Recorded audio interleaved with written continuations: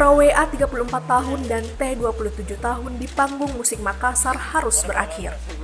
Dua anak band ini terpaksa mendekam di balik jeruji besi usai diringkus Satres Narkoba Polrestabes Makassar. Dua musisi lokal ini diringkus pada Jumat 11 September lalu. Dari tangan keduanya, polisi menyita 1,3 kg tembakau sintesis. Dari pengakuan keduanya, tembakau sintesis ini mereka peroleh dari belanja online. Ironisnya, tembakau dengan kandungan zat kimia berbahaya itu tidak hanya untuk konsumsi pribadi, melainkan juga untuk diedarkan dengan sasaran sesama musisi dan remaja.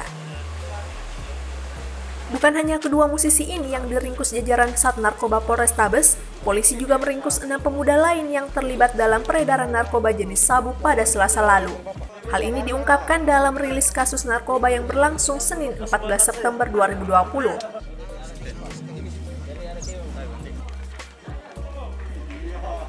Termasuk jaringan yang cukup besar yang ada di Kota Makassar, yang mana mereka akan mengedarkan di kalangan remaja yang ada di Kota Makassar.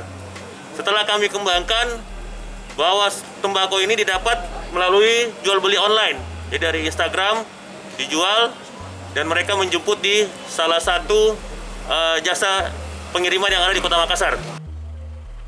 Saat ini baik kedua musisi dan keenam pemuda tersebut masih menjalani proses penyidikan sebelum dilimpahkan ke kejaksaan. Kedelapan pelaku narkoba ini pun diancam dijerat dengan pasal 112 Junto pasal 114 tentang narkotika. Dari Makassar, Suparman Fajar.co.id melaporkan.